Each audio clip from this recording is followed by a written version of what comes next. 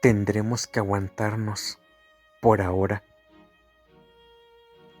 Eso había dicho Jacob muchas veces mientras pasaban primero los meses y luego los años, pero con frecuencia estaban enfermos. Ogos, que era pequeño para su edad, tenso, ratonil, que parpadeaba como si tuviera algún problema en los ojos. ¿Y era cierto aquello? Demasiado lejos de un oculista para llevarlo a su consulta en Chautauqua Falls, la ciudad más cercana. Rebeca enfermaba a menudo con problemas respiratorios y también Ana, la familia Schwartz, en la casucha del sepulturero. Jacob notaba cada vez más la tierra abruptamente inclinada del sitio donde vivían. Por supuesto, lo había notado desde el principio, pero había preferido no verlo. El cementerio se empinaba progresivamente porque el río quedaba a su espalda y aquello era un valle. En la carretera y en la entrada principal donde se había construido la casa, el terreno era más llano. La muerte se filtra hacia abajo. Cuando solicitó el puesto, había preguntado sobre el agua del pozo, dubitativo, porque no deseaba ofender a los funcionarios del municipio. Era evidente que le estaban haciendo un favor, ¿no es cierto?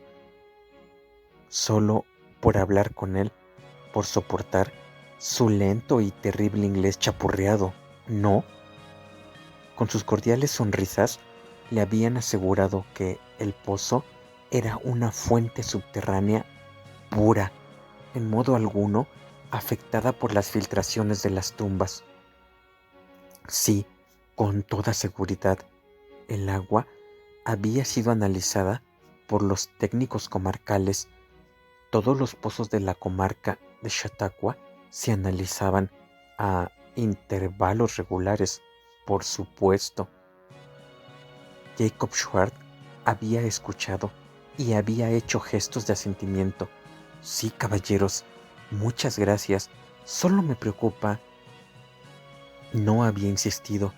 Por entonces estaba aturdido por la fatiga y tantas cosas en las que pensar.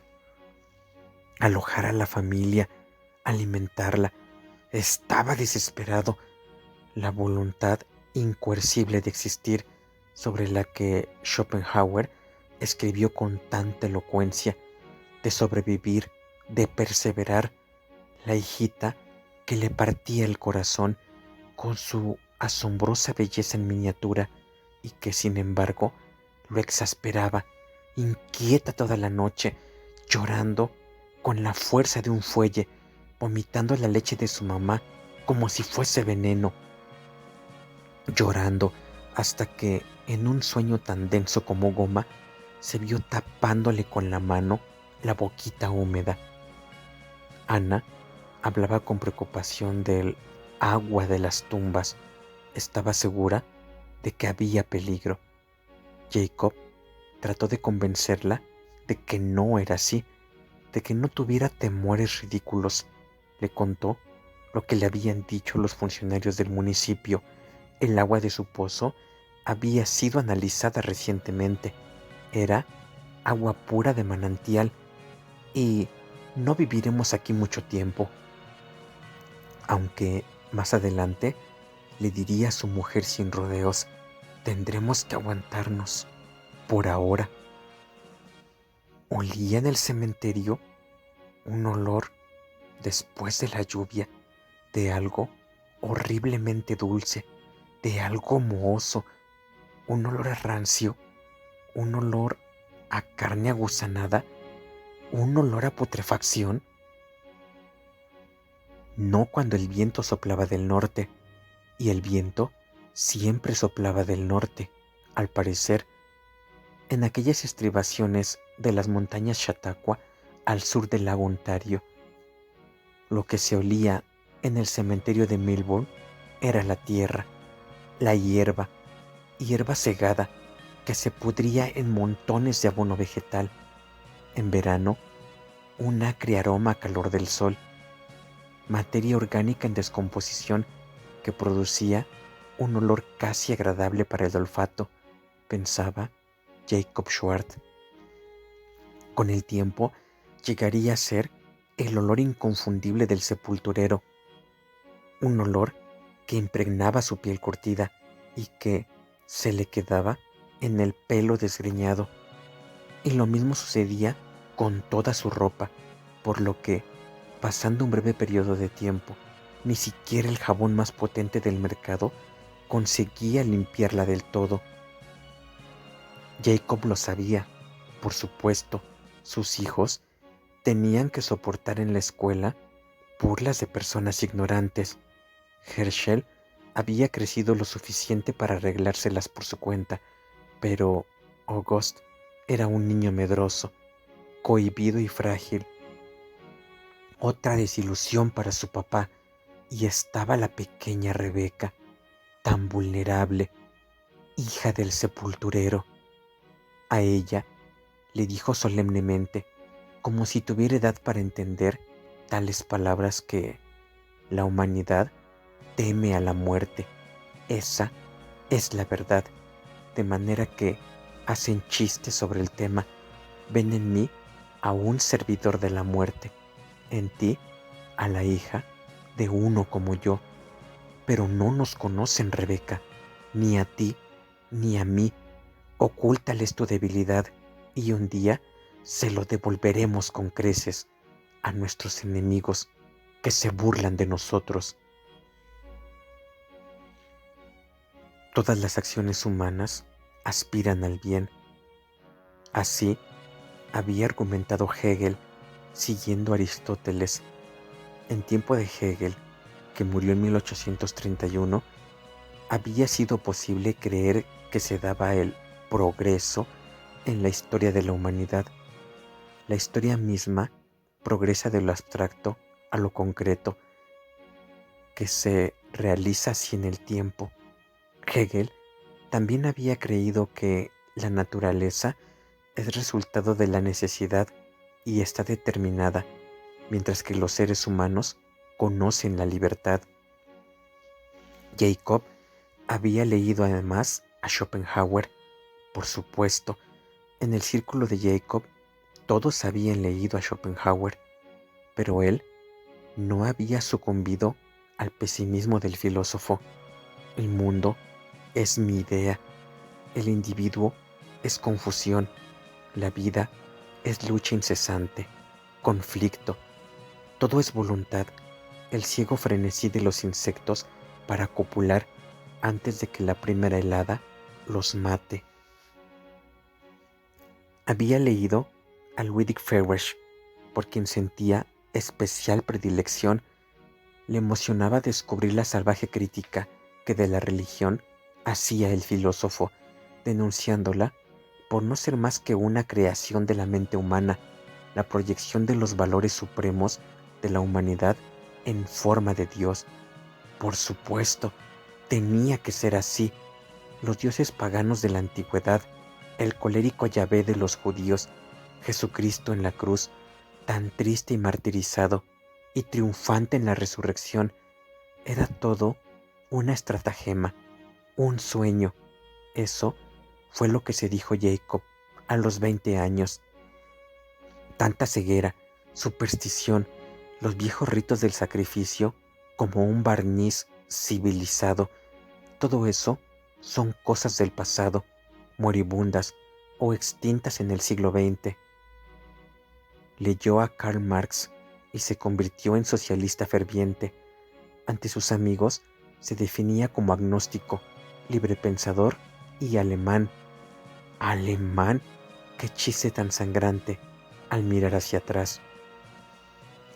Hegel, el tejedor de fantasías, había acertado en una cosa: el búho de Minerva solo remonta el vuelo al atardecer, porque, invariablemente, la filosofía llega demasiado tarde. La intelección llega demasiado tarde, cuando la mente humana aprende lo que sucede, ya está en manos de las bestias y se convierte en historia.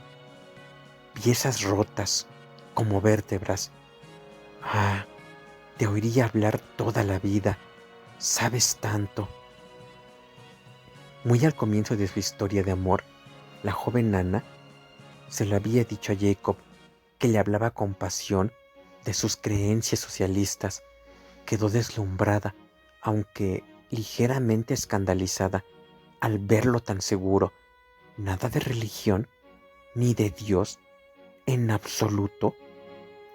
Su formación religiosa había sido muy similar a la de Jacob, sus familias muy parecidas, orgullosas de su asimilación a la cultura alemana de clase media. Cuando estaba con él, Ana creía lo que él creía y aprendió a imitar algunas de sus expresiones: el futuro, la humanidad, protagonistas de nuestro destino. Ahora hablaban muy pocas veces. Existía entre ellos un silencio pesado, palpable, torpes piedras y rocas de silencio. Como criaturas submarinas desprovistas de ojos, se movían en una intimidad próxima y eran muy conscientes cada uno de la presencia del otro. Y a veces hablaban y a veces se tocaban, pero entre los dos solo había ausencia de vida. Ana conocía a Jacob como no lo conocía ningún otro ser vivo. Era un hombre roto, un cobarde. Había sido castrado. Las ratas también le habían devorado la conciencia. Había tenido que luchar para salvarse y salvar a su familia. Había traicionado a varios de sus parientes que confiaron en él, y también a los de Ana. Y aún podría haber hecho cosas peores si la oportunidad se hubiese presentado. Ana no lo acusaba porque había sido su cómplice, además de la madre de sus hijos. Ana nunca preguntó cómo había conseguido las exorbitantes sumas de dinero necesarias para escapar de Múnich, huir a través de Francia y obtener pasajes en el barco de Marsella.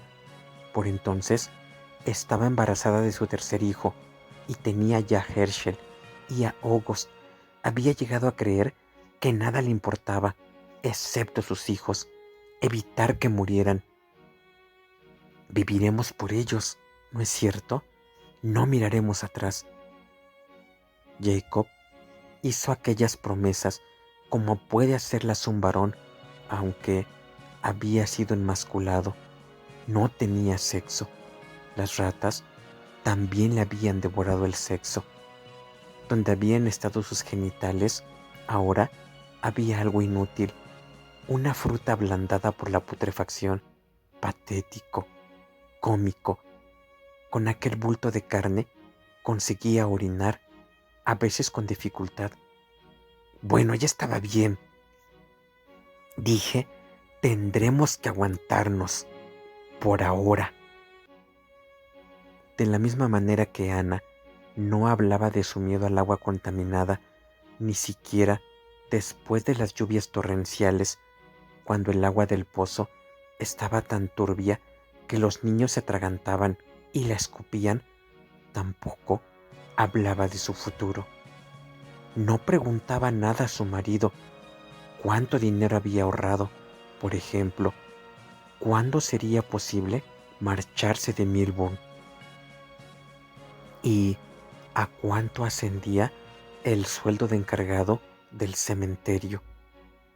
Si Ana se hubiera atrevido a preguntar, Jacob le habría dicho que no era asunto suyo.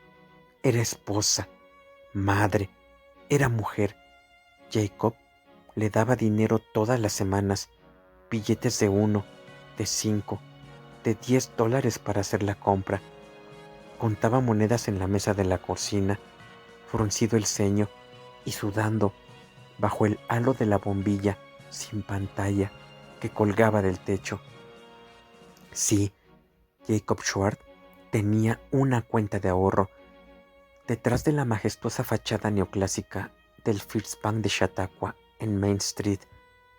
No sería una exageración decir que Jacob pensaba en su cuenta en el banco, en la suma exacta de sus ahorros, casi constantemente, incluso cuando no pensaba en ello de manera consciente, seguía rondándole la cabeza. Mi dinero, el mío.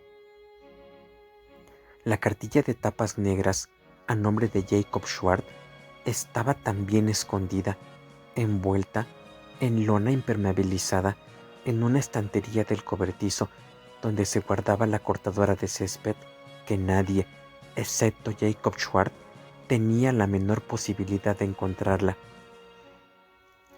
Todas las semanas, desde el primer talón como pago de su salario, Jacob habría procurado, ¿de qué manera?, ahorrar algo, aunque solo fueran unos centavos, porque un hombre tiene que ahorrar.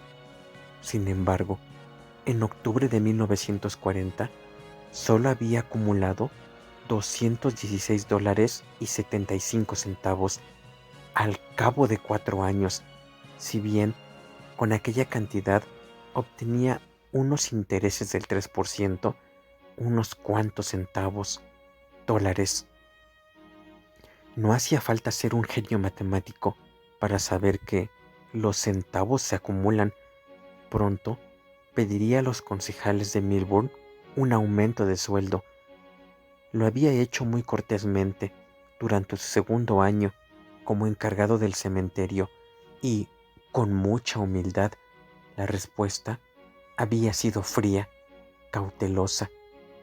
Bueno, Jacob, quizá el año que viene. Depende del presupuesto, impuestos comarcales. ¿Se da cuenta? Cortésmente, les había señalado que disfrutaban del trabajo gratuito de su hijo mayor, que le ayudaba ya muchas horas a la semana. También de su hijo menor, a veces.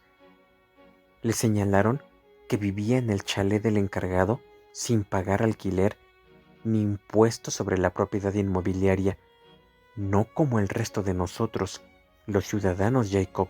Nosotros pagamos impuestos. Se rieron.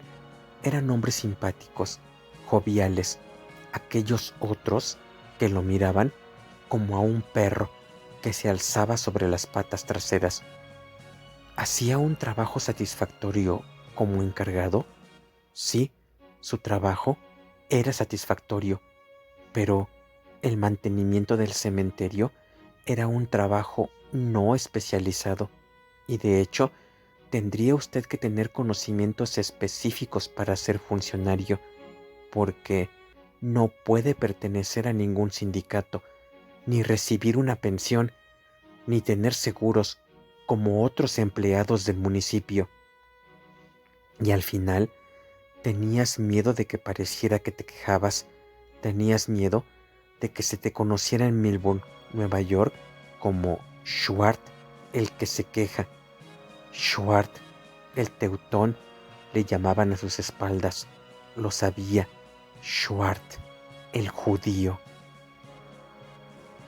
¿Por qué no tenía Schwartz una nariz judía? Nadie en Melbourne había visto nunca un judío de verdad, excepto ahora.